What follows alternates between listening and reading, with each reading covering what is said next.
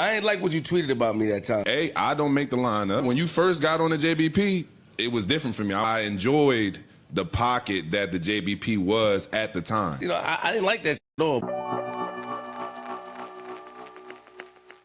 Queenzflip gets told off by guest of the Joe Budden podcast, and it reveals what people think of him now. Now, Zaire Franklin, aka NFL Youngboy, is a co-host or someone who used to be on the network when he used to have his other show that didn't exactly do too well. And the fact that he is so comfortable talking about how he didn't like Flip on the show, to me, reveals a lot. Now, this was an episode that released last week, and it was a little bit off to me. I thought it was good, but then they did like a whole hour on what it means to stunt, and they just spent a long time on the subject. It was weird. But anyway, let me get back to what I'm trying to explore in this video right here in regards to that episode. First of all, Flip was quiet, and it was really noticeable. Now, this is of significance because it's happening on the heels of a demotion.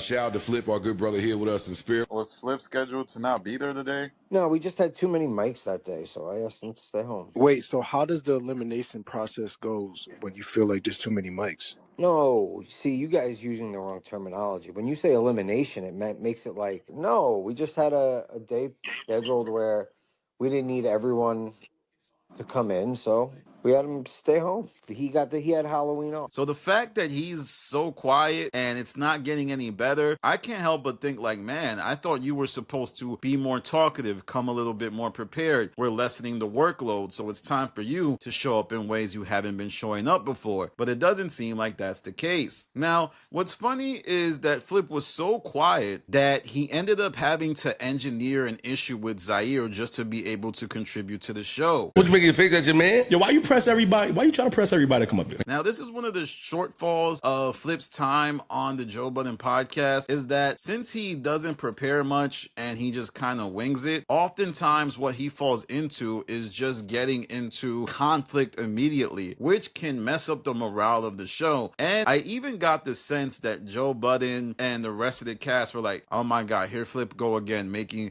stuff weird just because he has to, you know, find some type of value to give, and he was making yet another co-host of the show feel uncomfortable. Now, Zaire would go on to explain his issue with Flip, citing his love and reverence for the Ish and Ice era. Though I would urge Zaire to remember that with Ish and Ice, the show had really hit a ceiling, and you could see that Joe was bearing a lot on his shoulders. Though he was capable, he would often have to carry segments and podcasts for long swaths of time. I mean, I remember those days, and it was a little spooky for Joe. He would have to go on really long soliloquies and nudge Ish and Ice to talk about subjects that were entertaining to the fans. Remember when he would get on Ish and Ice for their constant serious topics, and how Ice would always evolve everything into how happy he was to be a father? Eventually, they backed off of that and they changed up. But Joe Budden knew he had to switch up the show, which is why he added Melissa Ford and Flip, two entertainers that would not allow for a formulaic, just chatty conversation. But I do wonder, why are people so seemingly easy about dissing Flip on the show now?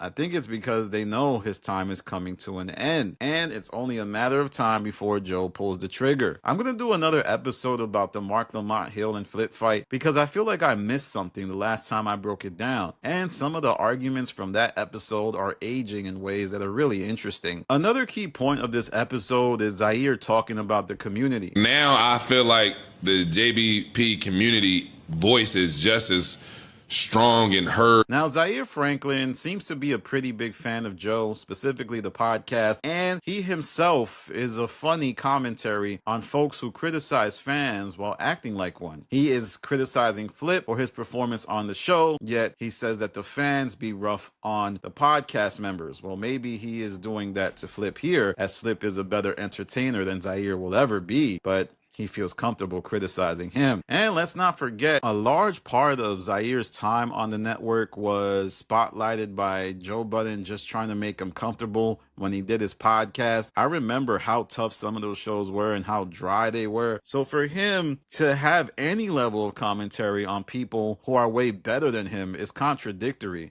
though Zaire is getting better, and you can see it on his performance with the Jeff Teague Behan podcast. So we'll have to see how that goes. But the rest of the cast starts to comment about the effects of the community, and some of the things they said were interesting. You have Imani, who says, I can't be mad at it. Much as it's annoying, and there's moments where it's annoying, and there's moments where it might be beneficial to some degree, whatever you want to spin into, that's what makes this shit. So I can't be mad at it. Well, to me, that means you are mad at it. Anytime I've been looking at this podcast and someone says, I can't be mad at something, it means that it's actually bothering them. And because the podcast values engagement, they have to deal with it. Truth is, fan input is eating the show alive, specifically members of the regular rank and file employees. So people like Ish, Ice, Imani, they all have issues with the fans, and they've gotten to kind of manage the fans' input. Like Ice reconciles with the fan input by just kind of ignoring it. Ish pretends to ignore it, but everybody knows he be DMing people from the community, asking them what's going on in the spaces and so on and so forth. And then you have Imani, who has been in constant fights with people from the community and even threatened to reveal someone's address. So the fan input is just a lot for them to deal with, but because Joe and Ian value it, they really can't say anything about it. Now, like I said earlier in this video, this episode was a little odd towards the end because they spent so long talking about what's stunting. And if I were to give a suggestion, I think that they should back up off of those types of takes, because I was listening as a listener, I felt like, man, imagine you paying for the Patreon $25 and these guys are talking about how it is to stunt, the right ways to stunt, the way you need to stunt. I think it's fine. Like, I want to be clear, I think it's completely okay. It's just simply the sheer amount of time they stood on it that I felt was a little bit off-putting, and it comes across like Joe was just trying to make the show longer. And I think that's one of his deepest flaws, is that he puts a deep value on making the podcast really long. And you can tell the rest of the cast is often like, why does the pod have to be this long? We done broke everything down and you're just keeping us here to keep us here. But only time will tell if they are able to kind of manage things, because I feel like Joe is testing things out, right? As there's been episodes over the last few weeks that have been short, but then there's been episodes over the last few weeks that have been real long. So he's trying to find that sweet spot. So to summarize this video, Flip was called out by a guest, Zaire Franklin, for his contribution to the show, and he was very quiet, which to me means that we might be seeing some fireworks real soon from Flip and Joe Budden, as if he's getting demoted and he's still underperforming, the next level is some type of suspension. And once you start getting suspended from a show that you only appear on once a week, then the audience will start to not miss you and envision a world without your presence. Let me know what you think about this episode.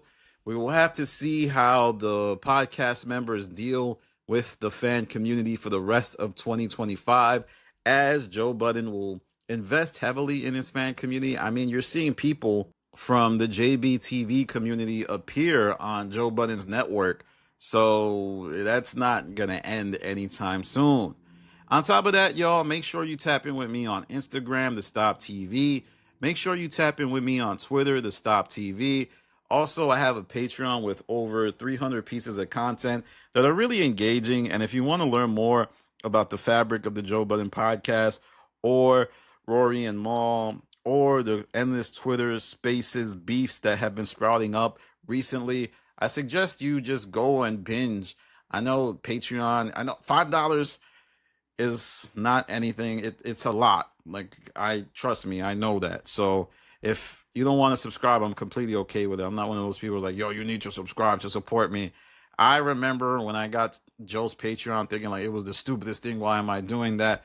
But sometimes if you want to learn more about something, you can just binge it and then just quit it. I have no problem with people doing that. If you don't like the Patreon, that's fine as well. All right, y'all. This is Danny from The Stop. Peace.